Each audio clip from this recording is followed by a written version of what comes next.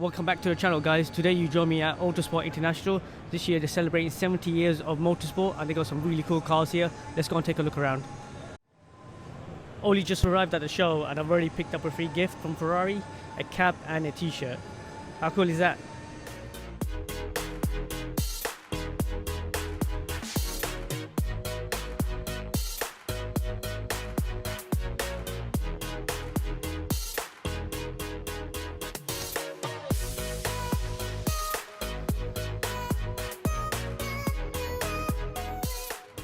As far as this year's show, AutoSport are celebrating 70 years of motorsport and they got some of the most legendary cars on display. Here we have the Jaguar C-Type, based on the XK120. It won Le Mans on its first time out in 1953. Moving on to the next car, the famous Maserati 250F. The Maserati 250F was driven both by Fangio, the 5-time world champion, and Stirling Moss. Stirling Moss considered this one of his best front-engine cars that he ever drove. Here we have the Lotus 49, one of the most famous Formula 1 cars of all time. It used the Ford DFV engine, which at the time I think powered most of the Formula 1 grid. Ferrari were the only ones, as far as I know, who produced their own engine. Pretty much everybody else used the Ford DFV. The Lotus 49 was the first Formula 1 car to integrate the engine to the chassis. Since then, all other Formula 1 cars have followed this method. Here we have one of the greatest sports racing cars of all time, the Porsche 917. It was Porsche's first attempt to win the Le Mans 24 Hours outright, and they managed to do it with a red car with white stripes. Here we have the Lancia Stratos, the mid-engine rally car with a Ferrari V6 engine. It famously won the rally championship 3 times from 1974 and 1976. One of the most famous drivers was Sandro Minari, who later went on to work for Lamborghini and develop some of their cars. Next to the Stratos we got a Lotus 79. Lotus were famous for pioneering new technology to Formula 1. And one of the things they introduced was ground effect, and this 79 was when they got it right, and it dominated the season last year. And of course this car is in its famous black and gold John Player livery.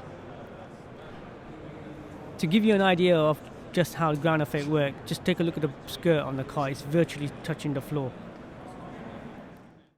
Here we have one of the most famous McLarens, in fact probably one of the most famous Formula 1 cars of all time, the MP4. Driven in 1988 by Jenson Senna and Alain Prost. They won 15 out of the 16 races.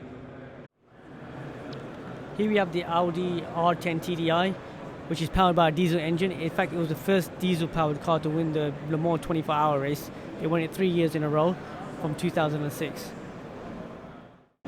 So earlier on, we saw the Porsche 917, the company's first attempt to win the 24 Hours of Le Mans outright. This is the 919.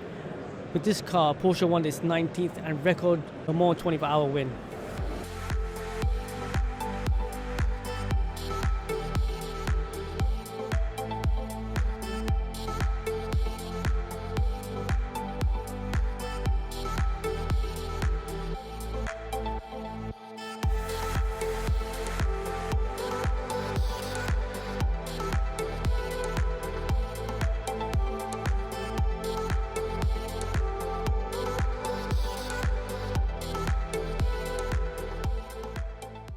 So we got Red Bull and Mercedes side by side at the show, and according to Helmut Marko, Red Bull are going to be Mercedes' closest challenger for this year. What do you guys think?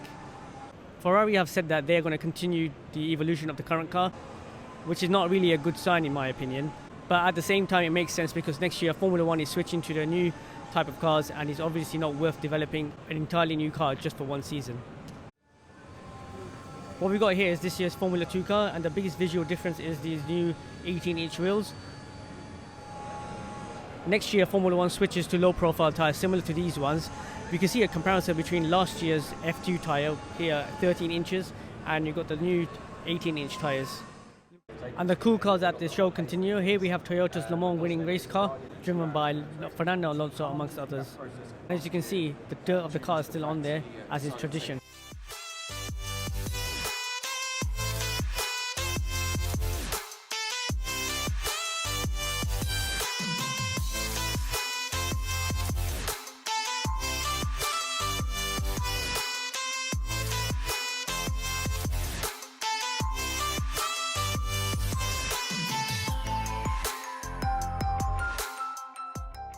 Here's something really special, the Benetton B193 I think it is.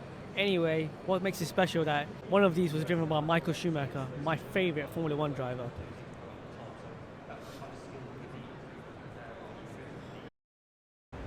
We've come to the supercar and modified cars part of the show. Let's go around and take a look.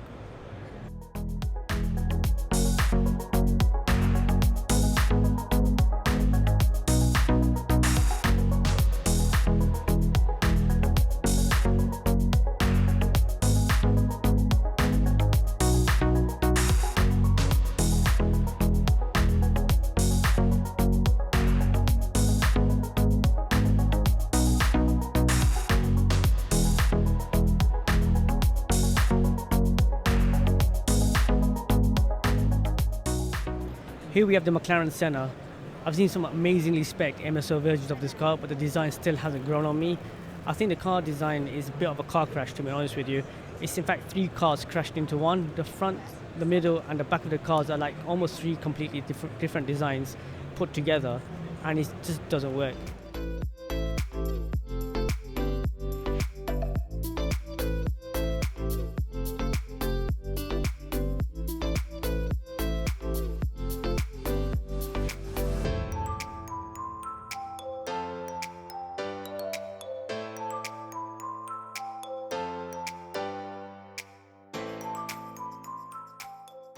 I forgot to do an outro while I was vlogging this video, so here it is. I think AutoSport did an amazing job with the collection of cars this year. I hope you liked them too. And I also want to say thanks for watching if you got to this point. And don't forget to subscribe for more videos coming up very soon. And take care. Bye.